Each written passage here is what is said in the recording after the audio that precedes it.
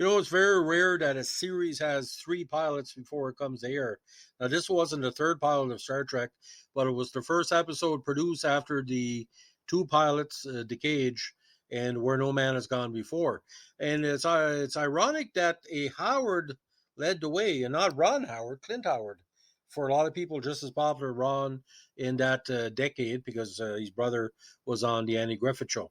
It's called the Corbomite Maneuver. Now, the Corbomite Maneuver is the 10th episode of the first season of the sci-fi series. Now, written by Jerry Saul and directed by Joseph Sargent. It first aired on November 10th, 1966. In the episode, the Enterprise encounters a massive and powerful alien starship and its unusual commander.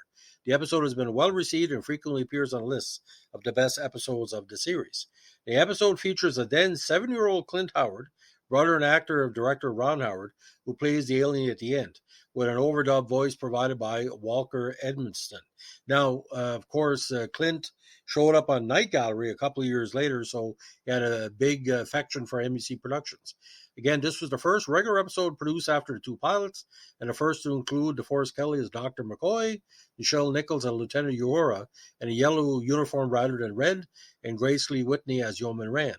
Because episodes were not aired in production order, a trade throughout the entire run of the original series, audiences had already been introduced to these 9 weeks earlier in the series debut episode, The Man Trap. Now, this was delayed because there was a lot of special effects. Now, key actors in the show included Anthony Call as Lieutenant Bailey, Walker Edmondson as the voice of Baylock, Ted Cassidy, of all people, the voice of the Baylock puppet, Eddie Paskey as Lieutenant Leslie, Bill Blackburn as Lieutenant Hadley, Frank Da Vinci and Ron Vito and Sean Morgan and Meaty Lawrence, Enna Hartman, Gloria Calamy, and Bruce Mars and John Gabriel as crewmen.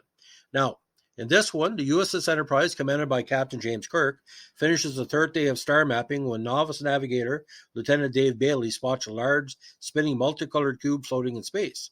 He advocates attacking it with phasers. Kirk instead orders the ship to back away from the object. The cube pursues them, emitting harmful radiation, and Kirk reluctantly destroys it. As Kirk is having lunch in his quarters, a gigantic glowing sphere approaches the Enterprise, filling the bridge view screen even at low magnification. Commander Baylock identifies the ship as the Fesarius, the flagship of the First Federation. He explained that a destroyed cube was a border marker. Baylock ignores Kirk's greetings and announced that he will destroy the Enterprise for trespassing into First Federation territory and destroying the marker buoy. He gives the crew 10 minutes to pray to their deities.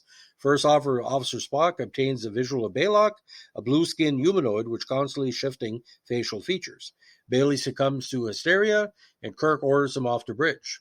Dr. McCoy rebukes Kirk, arguing that Bailey's outburst was a result of Kirk putting too much pressure on him and pointing out that he warned Kirk of Bailey's conditions ahead of time. The argument inspires Kirk to try bluffing Baylock.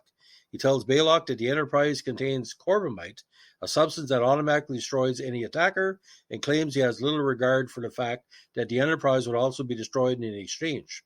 It's very interesting how it comes up. It was a game of poker, and they talked to Spock about bluffing. While Kirk awaits a response, Bailey contritely asks permission to resume his duties, which Kirk, of course, grants. Baylock demands proof of the Corbomite's existence, but when Kirk refuses, he does not destroy the Enterprise. Instead, a small tug ship detaches from the Fesarius and tows the Enterprise deep into First Federation space, where Baylock states the crew will be interned on an Earth-like planet and the Enterprise destroyed. Intuiting that the tug ship's tractor beam cannot be as powerful as that of the Fesarius, Kirk orders the Enterprise to engage the engines at right angles to their course. Just as its engines are about to explode from overload, the Enterprise breaks free. This apparently disables the alien vessel as the crew picks up a distress call with its mothership when its mothership does not answer. Now, though recognizing this may be a trap, which is Kirk's maneuver, Kirk, McCoy, and Bailey form a boarding party to render assistance. They beam over, discover that Baylock on their monitor was an effigy, creature designed by Hua Chang.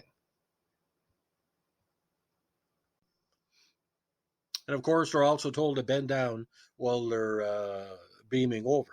Now, the real Baylock, looking like a hyper-intelligent human child, enthusiastically welcomes them aboard and wants to give him a little drink called Tranya. He explains that he was merely testing the Enterprise and its crew to discover their true intentions. As Kirk and company relax, Baylock expresses a desire to learn more about humans and their culture and suggests they allow a member of the crew to remain on the ship as an emissary of the Federation. Bailey happily volunteers, and Baylock gives him a tour of his ship, giggling all the way. The episode was the first one of the regular season to be produced after the 2 pilots, which had again been made in 64 and 65. It was shot at a different stage in Hollywood. Sets were transferred from Desilu's Culver City location, where later in the series a new engine room set would be constructed for a following episode, The Enemy Within, which came out on the 5th episode. Shooting started on May 24th, 66. The episode was held back until November due to the amount of special effects scenes that were not completed, becoming the 10th episode to be broadcast. NBC preferred planet-based stories, which were ready to air before the Corbomite maneuver, because the miniature footage was not completed or ready when the series premiered. Now, Zach Hanlon of the AV Club gave the episode an A rating. Now, Sci-Fi Now call it the sixth best episode of the original series. Now, the idea about Corbomite is basically an old version of saying that just like a nuclear weapon or a nuclear war, if you use it, it'll be used against you, like a smart bomb or stuff like that. But using that in a way, and the Deadly Years, a season 2 episode, he brings back the Corbomite bluff to escape the Romulans, the Deadly Years. So it's been used before, and reputation gets around. But the way Clint Howard played it for laughs, but the first 30 minutes of the episode are not for laughs. And there's a big error and continuity in the show when we were doing the countdown, where basically he said there's 1 minute left, and you're supposed to hear Baylock, or whoever the voice was, say you have 1 minute left, and Sulu says, I knew he would. So most of the episodes, it hasn't been corrected, but it's been left in there like the Star Wars guy hitting, the pillar up above Clunk, eh?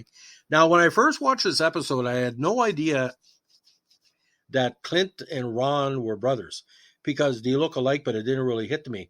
But I always think, in a way, Clint has always been a kind of a more consistent actor than Ron, because Clint seemed to be a little bit more comedic. But that Night Gallery, like the boy predicted earthquakes, boys, he was chilling in that. And he's chilling in this one too, because he may be comedic, but he still wants to learn. Now, would he have destroyed Kirk if it wouldn't be for the Corbomite maneuver? Hard to tell, because aliens don't act like people on the earth do.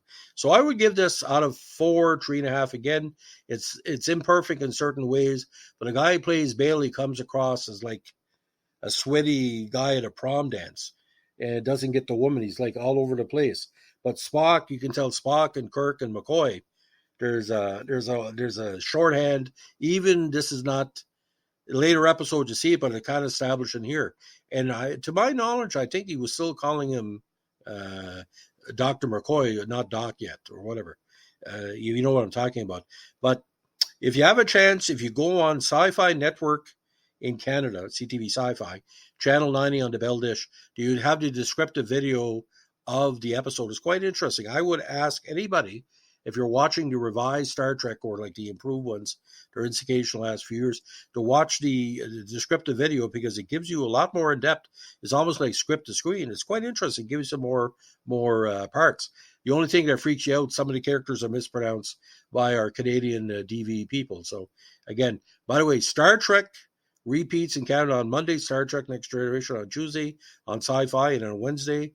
But Star Trek Monday nights, usually in the summer, they're showing 5 to 7 episodes, uncut, of course. So if usually runs in cycles, so because it's 70-some episodes, you're going to see this every so many weeks.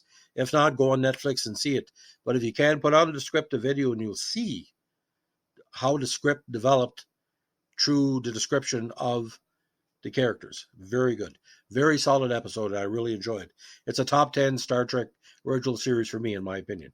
Thanks for listening. Bye.